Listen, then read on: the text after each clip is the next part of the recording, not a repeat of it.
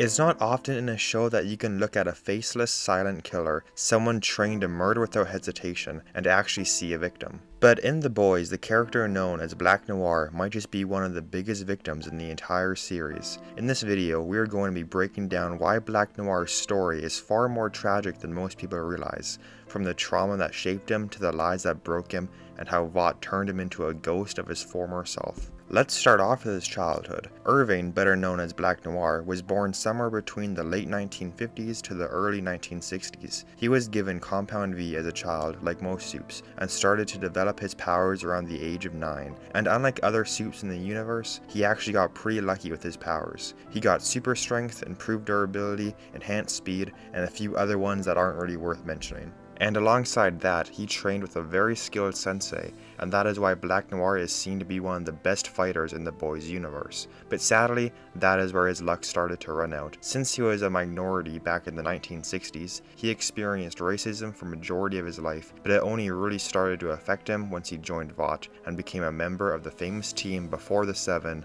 Payback. And unlike other Supes where they build their costumes to show off their bodies, they specifically designed his suit to make sure you couldn't see any part of his body underneath, because they didn't want people to know that Black Noir was black. Throughout his years in Payback, the one thing Black Noir wanted more than anything was simple: to be able to take off his mask and be seen for who he really was. But Stan Edgar never allowed it because of Noir's race. Edgar told him it wouldn't be wise to show his face in certain parts of the Earth because of how they will react. We see this during the flashback scene where Noir tries to explain how uncomfortable the mask is, and Edgar shuts him down immediately. That moment says everything. Noir isn't just physically hidden, he's erased. Vought doesn't see him as a person, they see him as a product. But to be fair, they see every Supe as a product and not a real person. Like I said before, he desperately wants to stop wearing the mask, and the one time he actually stands his ground and decides to take the mask off, he gets brutally battered, splitting his head in half, burning his face, leaving a chunk of his brain missing, and reverting his mental age back to a 7-year-old permanently, something that might have not happened if he kept the mask on. At the start of his career, he wanted everyone to see his face. He wanted to be a movie star, but now he would never take his mask off in front of people because of the way he looks. Now every time he looks into the mirror or remembers he can't talk, he is constantly reminded about that one day where he should have kept the mask on. Speaking of his fucked up face, let's talk about how he actually got those scars. From none other than Soulja Boy, who we hear is super racist. It happened when Payback turned on Soulja Boy. A lot of them got hurt, but Black Noir definitely got the worst of it. Soulja Boy was Black Noir's biggest tormentor, constantly putting him down. Every time Noir tried to chase his dream of becoming a movie star or make something of himself, Soulja Boy would step in to crush him, both mentally and physically. In one of the flashback scenes, we see Soulja Boy brutally beat Black Noir, and it's pretty clear that this wasn't the first time. It's implied that this kind of abuse happens a lot, showing just how much pain Noir had to endure. And he was never strong enough mentally or physically to stand up to Soulja Boy. And what made it even worse was that none of his teammates ever stepped in to help him. They just stood by and watched, letting the abuse continue like it was nothing. Even though Black Noir was lucky enough to be born with incredible powers, he was cursed with the people around him. People who made it nearly impossible for him to ever become a true hero. Now, before we move on to all of Black Noir's redeeming and genuinely good qualities, let's take a moment to talk about his time in the Seven. His experience there was definitely better than it was with Payback, but still far from ideal.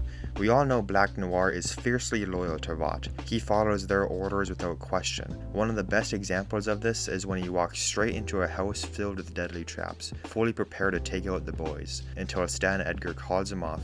That moment perfectly shows how deep Noir's obedience to Vought really runs. Like I said before, Vought has never seen Black Noir as a person, just a weapon. To them, he's a tool they can point at any target, knowing he'll follow orders without hesitation. They don't care about him, his pain, or what he's been through. The only time Noir ever truly goes against Vought, and even Homelander, is when Soulja Boy returns. But despite all of the trauma and fear he's carried for years, Noir still makes the brave choice to come back and face his biggest nightmare, his abuser. Of course, with the help of his imaginary friends. Let's actually take a moment to talk about them. After what happened with Soulja Boy and his mental age going back to 7 years old, he had a lot of trouble dealing with his trauma, and he had no one to talk to. And I mean literally no one. So in order to cope, he created his imaginary friends. They became his support system, his way of processing the pain, and the only people he could rely on when things got really bad. He needed those imaginary friends the most when Soulja Boy came back. After finally building up the courage to face his biggest fear,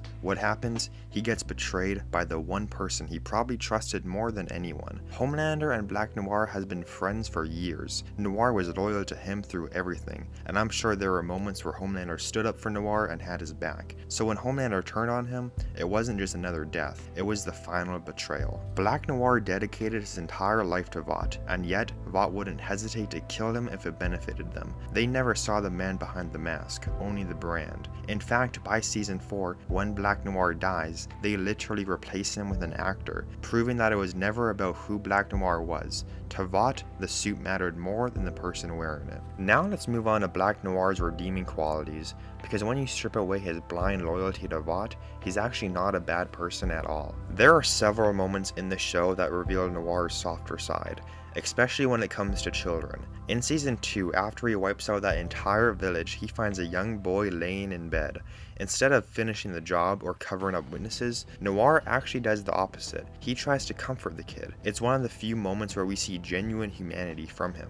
And later in the same season, there's another scene where Noir breaks down crying in the hallway after learning that Vought has been experimenting on children with Compound V. He's capable of killing men and women without hesitation, but never kids. Deep down, he's still that scared, innocent kid, at least mentally. If you go back and watch all of Black Noir's scenes, he never kills anyone who isn't a part of his mission. And that's the extent of what Black Noir does. He only kills people, which, don't get me wrong, it's still terrible, but you never see him manipulate people like the Deep does. You never see him be unnecessarily cruel to people like Homelander does. In fact, Black Noir actually cares about life, something we rarely see from any other member of the Seven. A great example of this happens in season 2 when the Deep accidentally gets Lucy the Whale killed. Almost everyone brushes it off like it's nothing, but Noir is one of the only people who actually shows a moment of empathy. He takes a quiet second to pay his respects to Lucy, a small gesture that says a lot about who he really is underneath the mask. He's also not cruel or hostile towards anyone.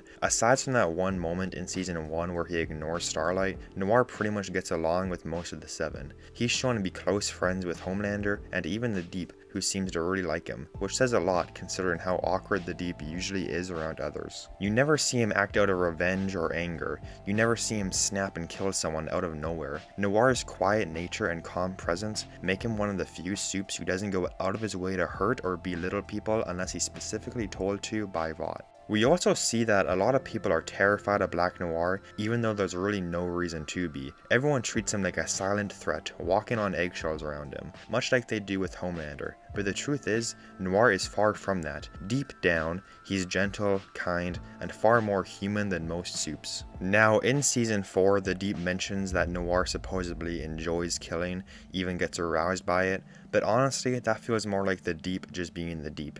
We never actually see that side of Noir anywhere in the show. If anything, it comes off as lazy writing, another case of the writers telling us something instead of showing it. So, in summary, even though Black Noir was lucky enough to be born with incredible powers, he was unbelievably lucky with the people around him. Many treated him horribly because of his race, especially Soulja Boy, who destroyed his confidence and crushed his dreams of becoming a movie star, a dream that would have finally let people see the face he was forced to hide. But despite all of that, Noir was a decent, kind-hearted person deep down, but instead of being seen for who he was used as a weapon, a silent tool for Vought's dirty work. Hardly anyone cared about the man beneath the mask, and in the end, after finding the courage to face his greatest fear, he's betrayed and killed by his own best friend Homelander, never getting the chance to truly be the hero he always wanted to be. And that is going to be the very end of the video. If you've made it this far and have enjoyed, please consider leaving a like and subscribing to the channel, and let me know what you think. Do you agree with me? Disagree?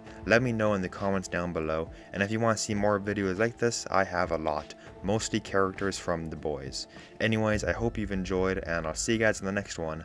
Goodbye.